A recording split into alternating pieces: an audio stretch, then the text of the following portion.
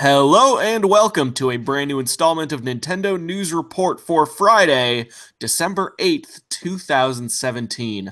I'm your host, Alex Kalafi, joined by a full panel of Nintendo News Report folks. I am joined by Donald Terrio, as always. If you picked up WWE 2K18 on Switch, I suggest delete. Hey, Mocha Matt Hardy is finally here, and I'm so excited about that. The other voice you're hearing is one Mr. Daan Koopman filling in this week. Hello, Don. Hello, everybody. Hey, it's always a pleasure. Yeah, no worries. Also joined by the late minute edition of Mr. Justin Berube. Hello. What's up, guys? I'm here. Yeah. Packing the Nintendo Christmas sweater. So I'm afraid I'm gonna have to slay. I'm gonna have to slay you on the field of battle next week in Splatoon 2, apparently. I guess so.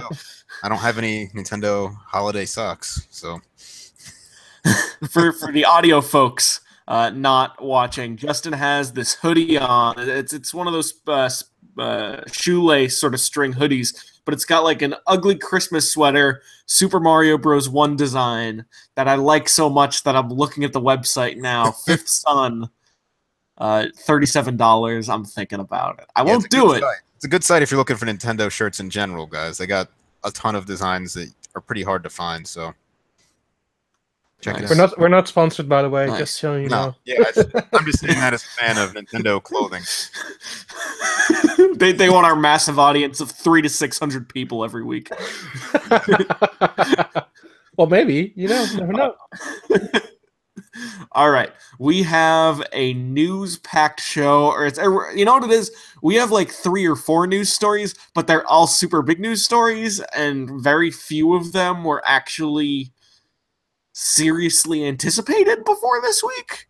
So I'm pretty excited. Well, we knew the Champions Ballad would be coming out. There had been murmurs of Bayonetta for a long time. We knew something was going to get announced at the Mega Man, but it seems like pleasant surprises all around. I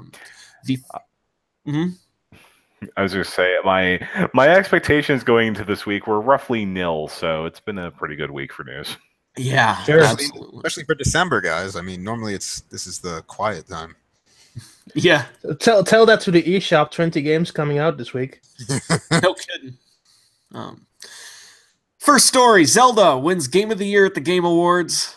The Keylees happened again. It was actually probably the best show, I would say, of any Game Award show that's ever happened. Like, there was only one kind of embarrassing moment, and it was just the guy from A Way Out who had, like, a little... Joseph Ferris, who had like, Tommy was so but talented moment.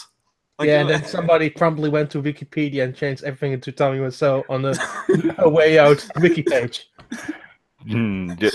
Yeah, there's just some things you can't control, although maybe next year if you're going to do an award show, maybe don't hand out 9 awards in roughly 20 seconds. Yeah, that sucked. I'm sorry, but that plainly sucks. Right. It's not perfect yet. I was talking to TR Brody about this last night on the Twitter, and he was very critical of it, as he is known to be, but my feeling on the matter was it's not perfect, it needs way more awards, and the eBay sponsorship stuff could have chilled a little bit. But for like we get into like Breath of the Wild being Game of the Year in a bit, but for all the love that Persona 5 got this year, I'm surprised that, for example, our Best RPG wasn't on the main stage. It was just simply mentioned. Yeah, especially since Nier was Nier nominated for Best RPG? Yeah. Yeah, the P5 won, so... No, I mean, as I honestly think it probably should have, but if you have a category with Nier and Persona 5, and you kind of give them an opportunity to both shine, games that are fan favorites from this year. Yeah. I feel like RPG could have at least gotten a little bit of showtime. It would have been nice to see representatives from the development team or even Atlas just come on stage and talk. I mean, with Best Family Game and Best Handheld Game, we all kind of know that was always going to win a Nintendo game because the majority of the people of the games in there were Nintendo games. Right. So But Right. it's particularly that one that kind of stung out to me as like being a really bad idea. Mm-hmm. It's not as good as it could be, but it's better than it's been before. That's true. It's been better than last year for sure. Yeah, and I think Jeff Keighley is a really earnest fellow who's really doing his best to balance every sometimes wildly different interest that this industry has. And I think he's doing a better job than anyone else I could think of. And at least this year we didn't have the Schick Hydrobot show up. If that happened, I would have ripped the HDMI cord out of the TV. Hey, Donald. #push Hydrobot. Zelda won Game of the Year. To each their own, I guess. Yeah. Yeah. Better than Dragon Age Inquisition winning in 2014, I suppose. I mean, yeah, sure, but that you didn't have that much to offer anyway. I don't even remember what won 2 years ago. Yeah. 2 years, so last year was Overwatch. The year before was it Metal Gear Solid? Or No. The Konami thing was over like best graph. Oh, right, it was Witcher 3. Witcher 3.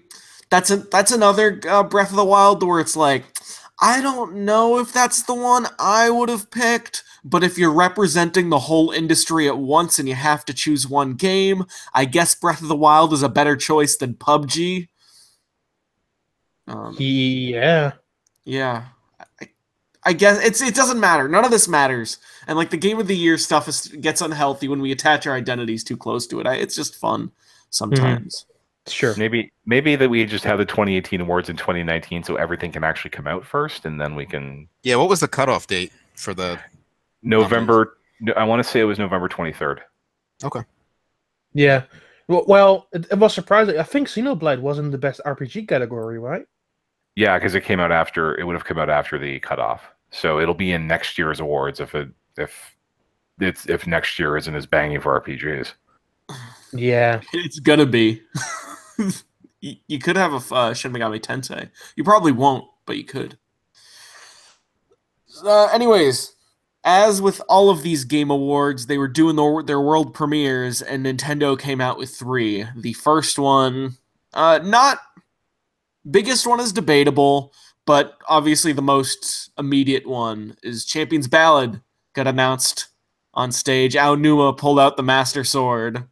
And Shadow dropped the story-based DLC for last night. It came out last night. I played some. Don played all. Justin played a tiny bit. And it seems like that DLC is almost like if Breath of the Wild had a post-game. Well, it takes more... It takes place in the context of the main game already, which I was kind of disappointed about. And I feel that... the story stuff that's in there is kind of underplayed in many ways. I agree with that. Because, once again, I played for all of it. But I expected a bit more story stuff, and there wasn't really much there. Yeah, because didn't they advertise a lot of story? They did. And I can... Out of the top of my head, there are like 4 or 5 cutscenes in the entirety of that 8-hour campaign. How much of that ends up in the trailer that they showed last night? Oh, a lot of it. Really? Lot of it. Yeah, a lot of it. It has an interesting format. I guess if you're very sensitive to spoiler situations, I guess I'm going to talk about the structure of it. I've only played a couple hours, so I can't speak to all of it. But it seems like the structure is you do some really hard fights at the beginning, then you do 4 pretty clever shrines, and then you do more shrines and more in-world challenges, and then you do a dungeon, and then you get the motorcycle. Is that relatively... Well, you first do the challenges, which are a bit cryptic, so you have to figure things out on your own. Yeah. Then you unlock the shrines free per area, and you have 12 in total in the world. And after that, you go into the final Divine Beast. It's not really classified as one, but it's pretty much a dungeon. Okay, and it seems like it's mostly fights and sort of cryptic puzzle solving that uses a story to sort of justify its presence rather than the story standing on its own, is my impression of what this is. Yeah, pretty much. Yeah, it seems okay. Yeah, it was fine. It was nothing. I expected a bit more, if I'm being honest. I was a bit underwhelmed by the end. But at least like the final bit that you do, especially towards the end of the dungeon, and I won't spoil it, but that's actually the most interesting part of that entire pack, really. Mm. Yeah. Yeah. So let me ask you, Don, would you say the final dungeon is comparable to the other 4 in the game, or would you say it's better? It's slightly longer. It feels like a labyrinth in many ways. Like you have to really figure things out as you go along, and there's still things you can manipulate, just like the divine beasts. But there are more intricate puzzle solving in that specific one, which I kind of dug. But it's I don't know. It feels like another divine beast in many ways. Is it the best of the 5? That is, yeah, sure. I will give it that. It's Okay. it's the best divine beast. That's damning with faint praise based on what I understand about the Divine Beast dungeons. Sure. It's the worst part of that game, I would say. And I would say that as someone who's probably the most positive on that game here. The dungeons are the worst part in Breath of the Wild. Yeah, I think this is... I think there were more puzzle-solving elements that I liked about this one. But it also helps like that many of the shrines that you encounter outside of one, maybe, are really puzzly as well. So you kind of set up for it, too. Mm-hmm. Yeah. It seems like it's hard, the DLC. Well, not necessarily. Breath of the Wild is kind of hard in its own way. It seems challenging, at least in the outset, because you end up getting this weapon that you get. I don't know if it's temporary or it's permanent. It's only just the first four shrines in the Great Plateau. So after that, you never use it again. Okay, because there's this super cool like trident head that the game gives you. That's basically it's one hit kill on every enemy you hit, but also you die in one hit kill, which seems like an amazing way to play through the entirety of Breath of the Wild. Sadly, you can't. Yeah. I mean, we were talking about the difficulty curve, but I think Breath of the Wild is one of those games where it's most difficult in the beginning, and as you go, it gets easier and easier. Yes. Because you have more resources to work with at that point. Yep. Yeah. I love how hard the early game of Breath of the Wild is. I think Breath of the Wild peaks in its first 10 hours. I agree with that. Yeah. But it's out. You can play it now. Mm-hmm. It seems good. It seems like it's the superior of the 2 DLCs. Hey, the motorcycle is cool. Go pick it up. It's basically your motorcycle goes into the same menu where your amiibo end up and everything. Really? So you can just summon that? Yeah. That's great. Is it fast? Yeah. Sword games on motorcycles. And you stay on it even if you just jump off the Great Plateau all the way down, which is insane. Would you take damage from that, or would No. the motorcycle absorb the blow? Yeah. Because I could easily see you do the big jump off the Great Plateau. You land. Link bounces. You bounce off the ground. Link pitches forward and does a forward roll. And all right. Can you use the hang glider while on the motorcycle? I don't think so. That would destroy the frame rate. No, I don't think you can. No. Because I just love the glide with like a motorcycle and then stop and end up going like down a hill or something like. It sounds great. No, you can't do that. I think you're just stuck on a motor. You can draw your sword though, I think. Yeah. Does it hurt the frame rate or the pop-in? Not exactly. I had one moment where it did kind of result in a lot of pop-in, but for the rest it didn't even matter. Okay. So it happened just a singular moment. For the rest, I was like, I'm just crossing fire on a motorcycle. I'm not sure what I'm doing anymore. The DLC also comes with horse armor, I want to point out. Welcome back to 2006. Yeah, it comes with horse armor. You find it the same way you find all the other costumes and stuff, like the Xenoblade quest you did today, Justin. Yes, that's what I did today. Yeah. You kind of have a couple cryptic clues. One of the pieces is very easy to find. One of the pieces is kind of a pain in the butt to find. And it feels like, and what it does is, one, it makes your horse faster, or it gives it more power. Well, the basically. main thing, the most important thing that it does is that you can summon Teleport. summon your horse everywhere. So, Right. Yeah. Right. Yeah. Which is kind of useless once you have the bike. So That's what I'm saying. Yeah, maybe that should have been in the first DLC pack. Yeah. maybe. The way this fits into the post game, part of me wonders. I don't think Nintendo is a company that's about sort of taking content out of the main game, but part of me wonders if some of this content was originally sort of intended for the main game and then just sort of pushed out to the DLC. The part I'm thinking about specifically is the Heroes Trail, Mhm. the one where it basically follows a line around you on the map. I didn't own the season pass at all. I basically had a semi-unupdated copy of Breath of the Wild for 7 or 8 months, and I bought the DLC last night, excited by the announcement. Okay. And then I sort of update everything today, and the game's tracked my walking data this whole time. And I'm wondering if this was a feature that they just turned on, but you had to pay for. I think it just recognized your last 200 somewhat hours of your game. Okay. Yeah. It's just an interesting thing. Yeah. But it's cool that it came out last night. And Sure. Yeah. if you love Breath of the Wild, I know Justin and Don are not necessarily indicative of the biggest Breath of the Wild fans, and quite frankly, like, I'm not necessarily either, but if you love Breath of the Wild, this is more Breath of the Wild, so good on you. I've got one more question for Don about it, real quick. Sure. Yeah. Go ahead. Is there anything you get that makes it easier to track down those Korok seeds other than that almost useless Korok mask? No. That's terrible. All right. Ugh. Monsters over there. 27. The Korok seeds plainly suck. Worst Zelda quest. Of course they are.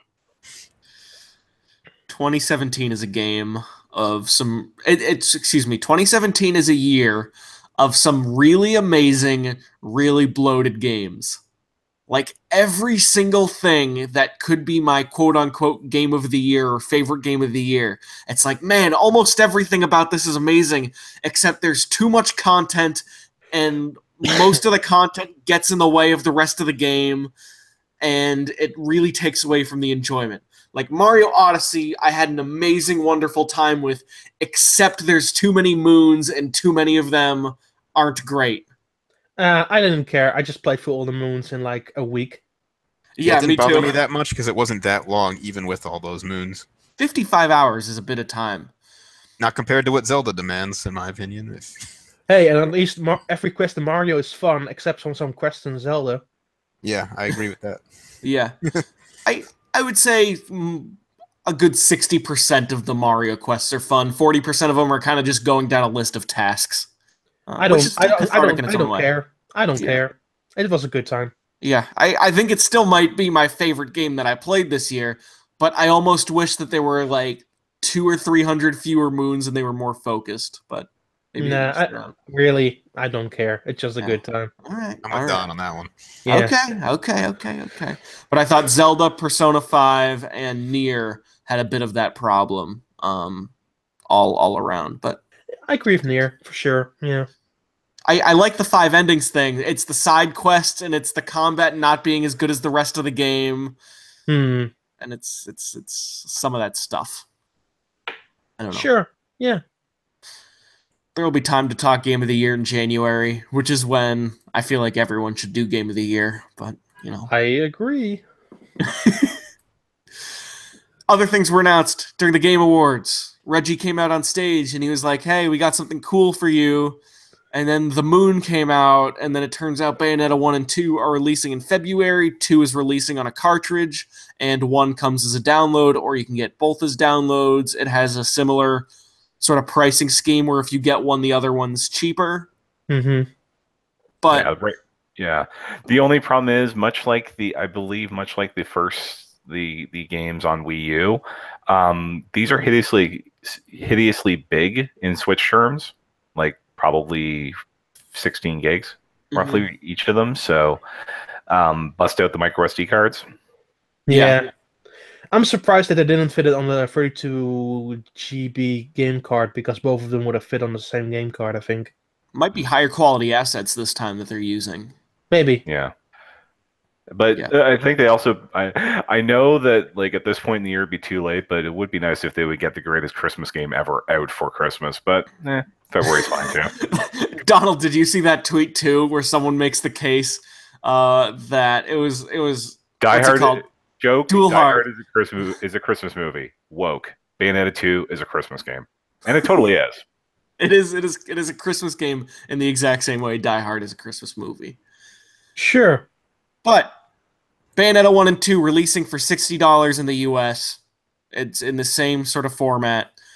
February 16th. So now we know what Nintendo's putting out in the very, very early part of the year. At least we know one thing. And Europe is getting a special edition. Everyone but America's getting a special edition. Maybe the special edition will come to America, but only to the first 30 people, Nintendo New York. Well, don't forget, this time you can import the special edition from Europe or Japan. I mean, it's true, yeah. Yeah. I might do that just because me and Amazon Canada are kind of having several loud disagreements right now. My favorite part was when the trailer ended and Jeff was like, "Oh, thanks, Reggie." And Reggie's like, "But wait, I have one more thing. You didn't think I was going to come on stage and announce this and that, be it, would you?" At which point I thought, actually, no, Reggie, that's exactly what you would do, because there was just fanfare announcing Zelda DLC. You absolutely would come on stage just to announce Bayonetta 1 and 2. And that wasn't it. Reggie, because Reggie's history includes Cranky Kong. Yeah, I was about to say that. Wasn't that also a Game Awards type thing? It was a Spike. It was a VGA. It was the VGAs that owned the only online thing, not even on the Spike. But yeah, Reggie would absolutely do this, but he was like, "No, we got one more thing," and then very evocative of the original Bayonetta 2 trailer. There was a Bayonetta 3 now in development trailer announced with what looked like Times New Roman. Yeah, hey, see you in 2019. So what trailer was better, Bayonetta 3 or Metroid Prime 4? Bayonetta 3. Bayonetta 3 that actually showed some cinematic details. Not a logo that just zooms in or zooms out. It's space. Yeah, Bayonetta wins for that one. And hey, 2019 is the 10th anniversary of Bayonetta, so there you go. Sure, it makes sense. Yeah. Nice. Cherry Goblin, after the cancellation of Scalebound, I'm guessing Platinum decided to make Bayonetta 3.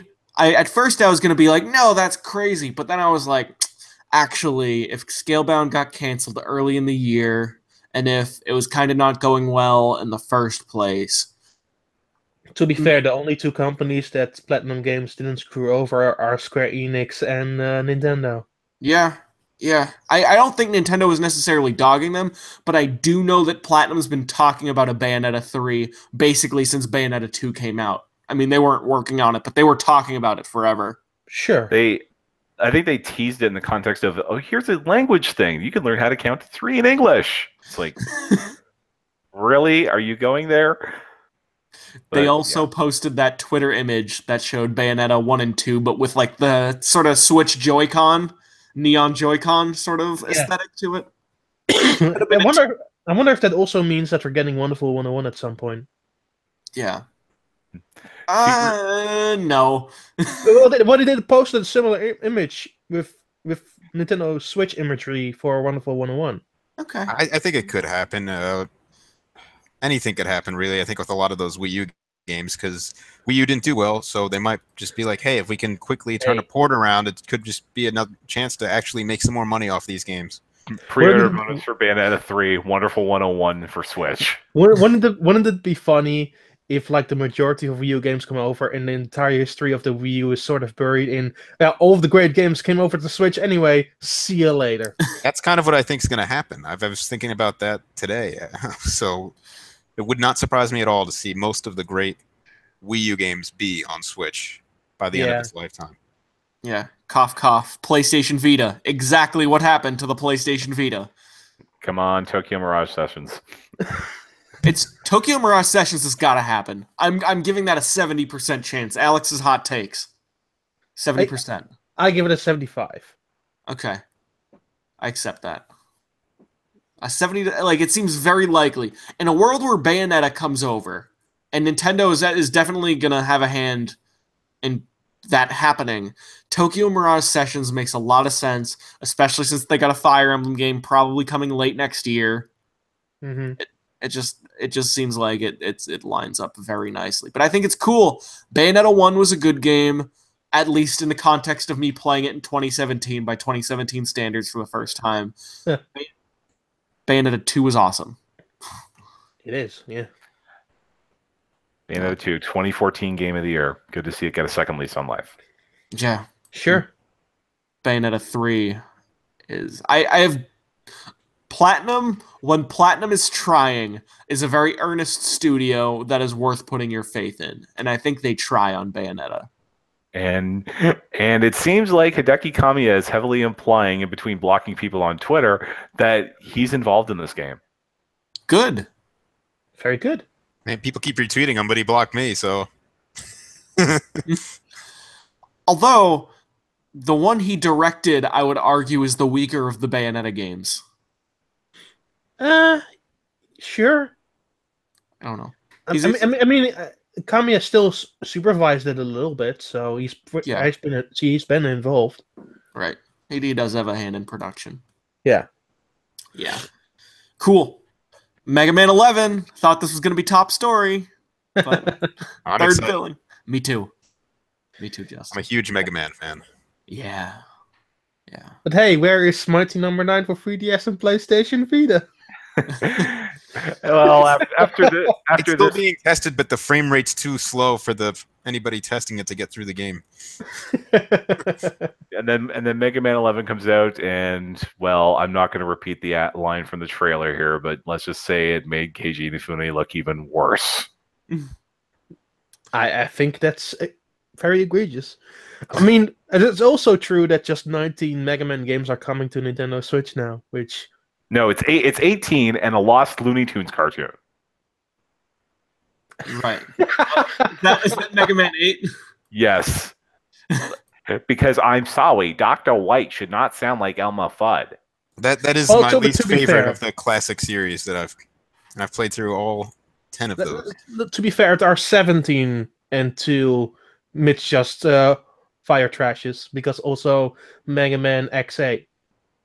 I haven't played X7 or X8 because I've never been on a Nintendo platform before, so I'm looking forward to seeing how bad that series got. Yeah. So, Mega Man 11's coming late next year. Legacy 1 and 2 are coming to the Switch next year at some point, which is Mega Man 1 through 10. And then Mega Man X1 through X8 are coming next year also, although we don't know if it's going to be in the form of a collection or if they're going to be sold piecemeal. Obviously, they're being sold piecemeal, what the text at least implied. Yeah, my concern is I'm wondering what version of X3 is going to be released, because I prefer the Super Nintendo version over the other versions. I don't like the music, how they remixed them. Did those versions of X3 come out in the West? I don't think they did. It's on the Mega Man collection, I think, that's on GameCube. You can, yeah. I think you can. Yeah, they are on the Mega Man collection that's on GameCube. Okay, the X collection, yeah. The better of the two Mega Man collections on GameCube, because at least in this one the controls aren't flipped. Yeah, you can switch it to whatever you want, I believe. Ha. Well, all the X games had adjustable controls anyway, but the person who decided in the Mega Man Legacy Collection for GameCube that B was to be jump and A was shoot, slap yourself. Also a legend. I played Mega Man for the first time. Well, playing to win, I guess. I played Mega Man for the first time on the 1 through 6 collection that came out. I played it on the 3DS last year, I think. Yeah. And I loved it. I loved most of them. I didn't like 4 and 5 that much, but I loved 1. I loved 2. Loved 3. Loved 6. You have to be concerned with 5 on the 3DS if that's where you play. Is that where you played it? 3DS? Yeah. Yeah, the Mega Man 5 in the collection on 3DS. The American version of that game has frame rate issues, but if you switch it to the Japanese version, it runs smoothly the way it should. Huh. So that's interesting. Yep.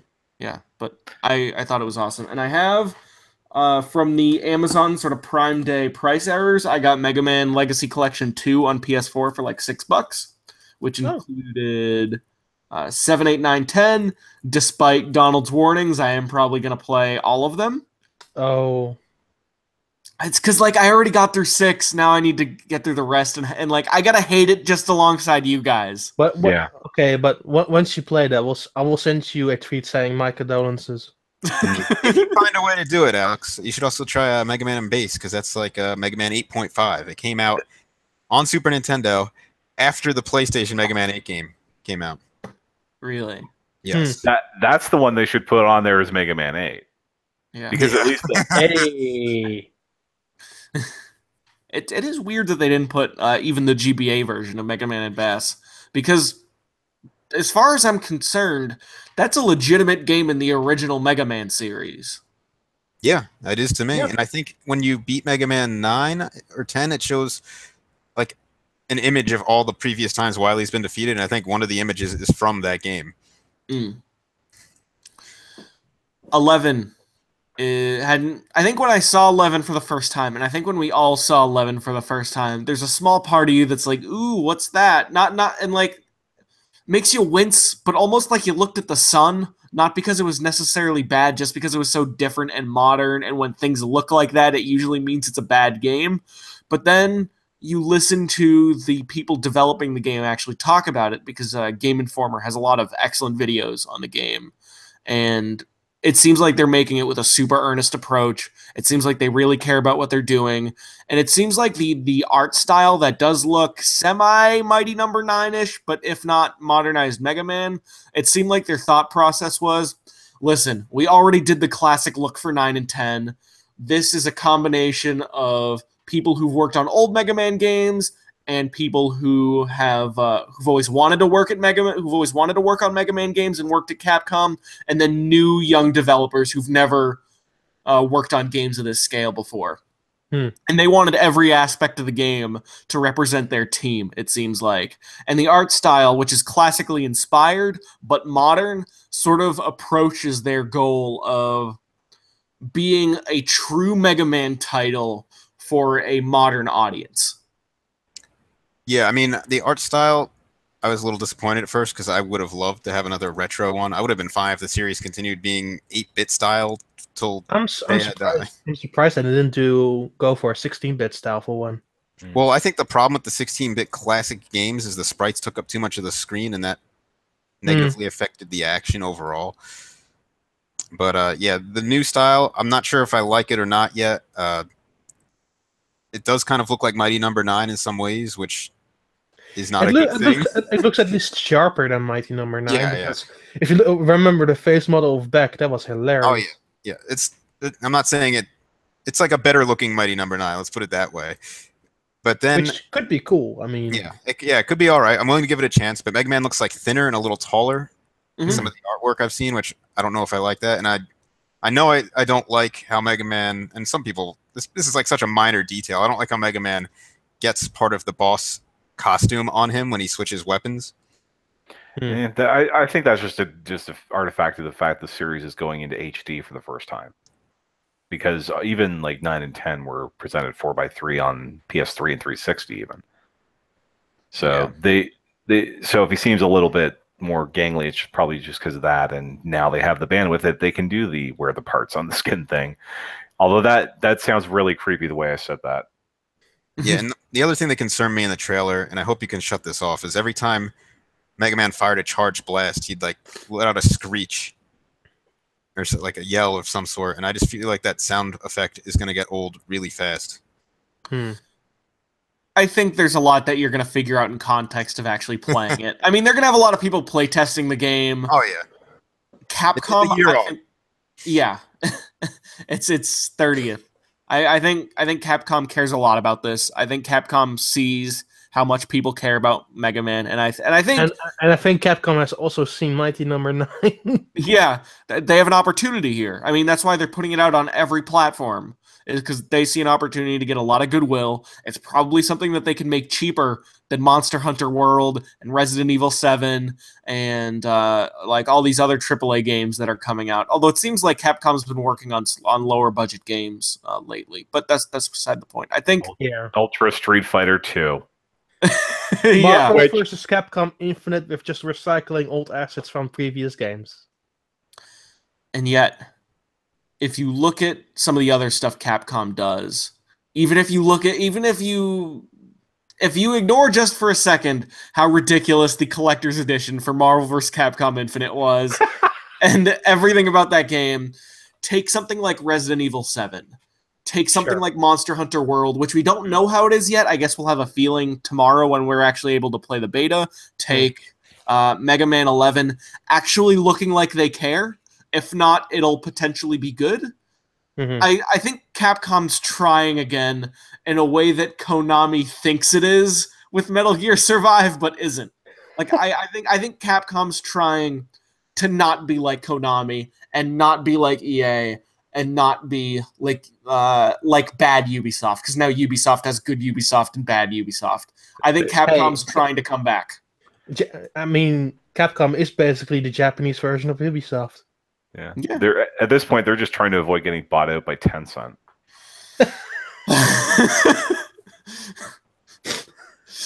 Well, actually, then again, that would make them the Japanese Ubisoft, because Ubi's trying to avoid getting bought up by Vivendi. Yeah. But although they seem to have let up on that now. Yeah, it seems like Ubisoft won that battle. It seems like they become a better company out of it too. Look at all these like Goodwill games that are happening between Mario versus Rabbids or Mario plus Rabbids, and then this PC game that came out, which seems like it's some Electric Symphony, which seems awesome, from the Grow Home team. Plus Beyond Good and Evil 2. Good and Evil 2. Yeah, which they had a stream for yesterday. Still no word on what platforms that's coming out on. Yeah, probably the next ones. Hey, don't worry about it yet. Starlink, aka No Man's Skylanders, is still coming. Wait, what is? Do the retailers want it? What is Starlink again? That's the sci-fi shooter game they showed at E3, where you can attach parts to the controllers. Yes, you can. Oh, I see. I just before we move into the closing bits of the show, I wanted to talk about something from Game Informer that I read. It's 11 new things we learned while playing Mega Man 11, and this is like kind of like impressions, but it sort of tells us a little bit about the game. It is a sort of pick 8. You will be choosing Robot Masters this time. It seems like it will be classic Mega Man action. So it seems like from their impressions, it will have the gameplay of Mega Man. Let's see. A worthy challenge. The original Mega Man games offered a challenge that was in line with games of the NES era. As this industry's trends have changed, Mega Man games have retained their classic challenge. Mega Man 11 doesn't break this trend. Thankfully, the action also feels fair. We died several times during a few sections, but we overcame even the trickiest platforming sections with a little practice, which to me, that's the part I actually wanted to talk about, because their next point is about it being a challenge for everyone. This is going to be full Donkey Kong Country Returns, where it's like, if it probably won't be the hardest game in the world if you grew up on like super classic games, but if you like a decent, challenging modern platformer, it'll feel pretty good. Is my guess. And I know with Mega Man 9, I still have trouble beating even one boss in that game with the Mega Buster to start the cycle. So I think we're aiming more toward that than 10. Yeah.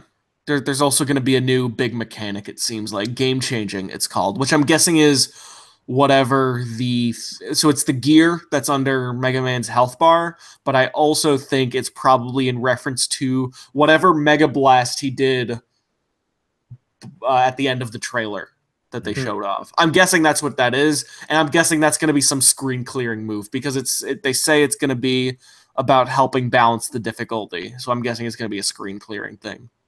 It's very X-like. Yeah.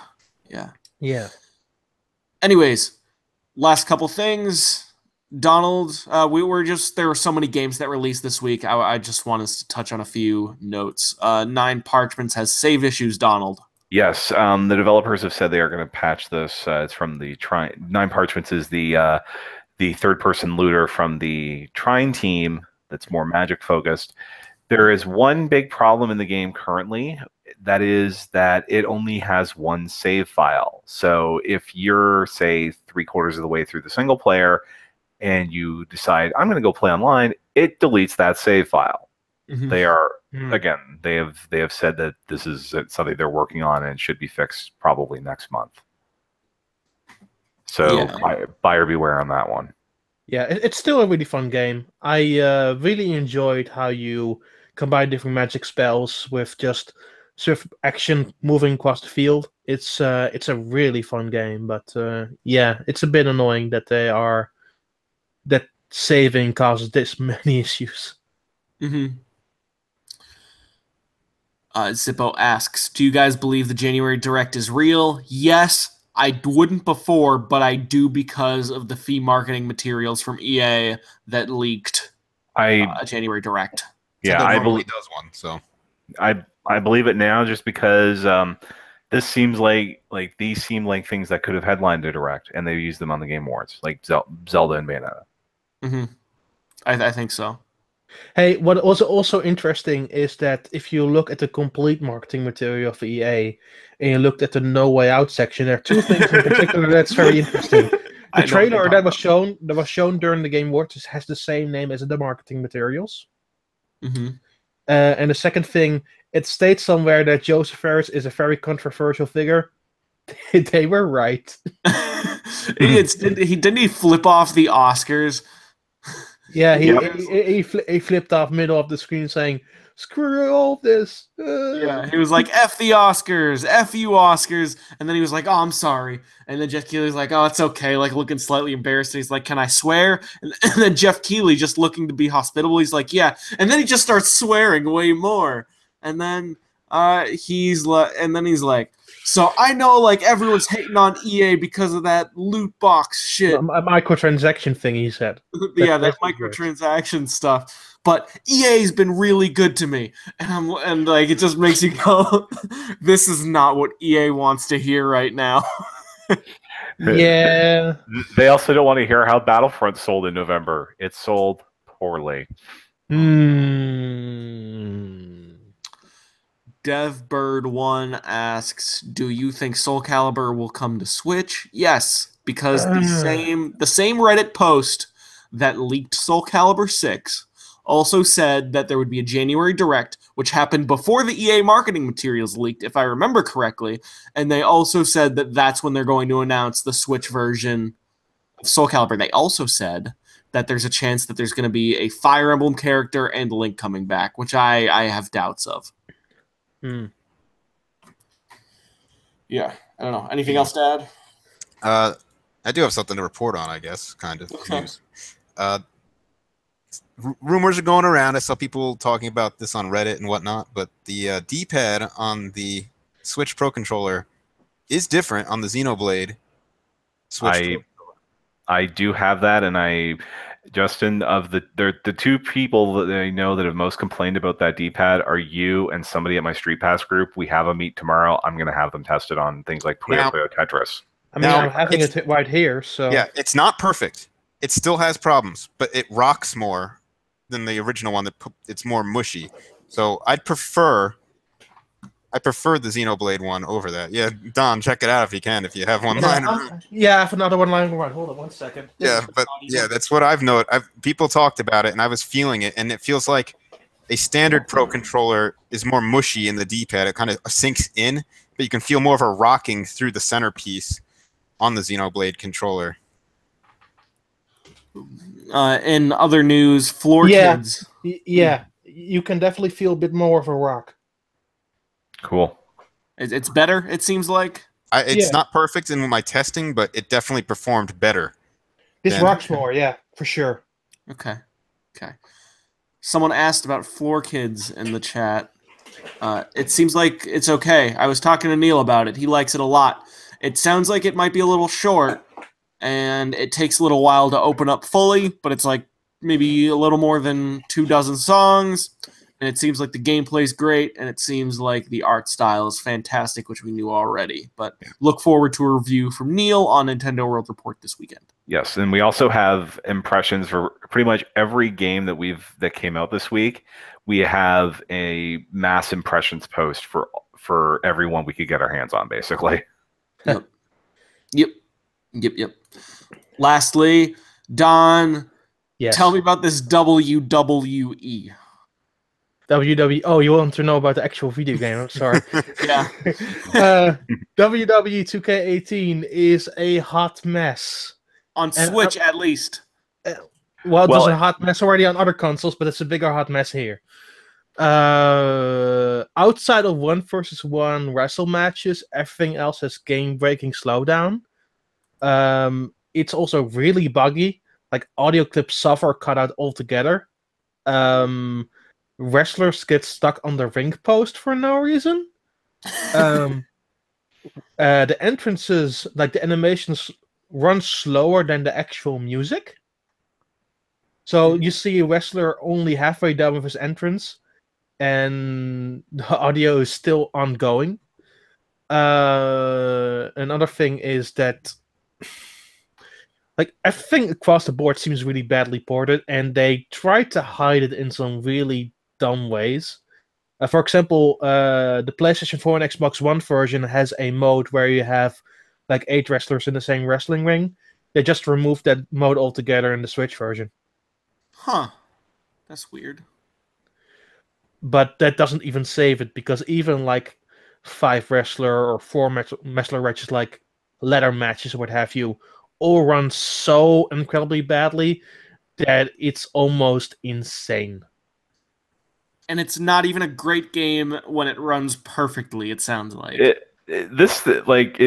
Looking at the best part of any WWE game now is the creative story modes and the glitch videos.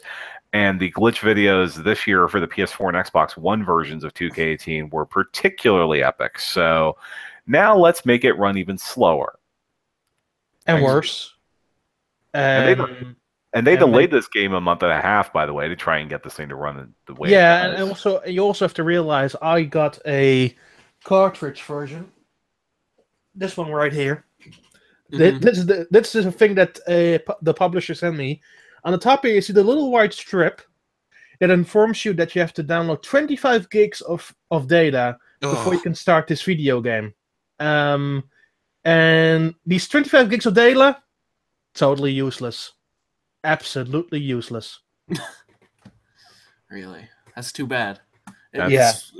Just give us a new No Mercy. Somebody do it. Fire Pro, please save us. But save us from the #2 quality.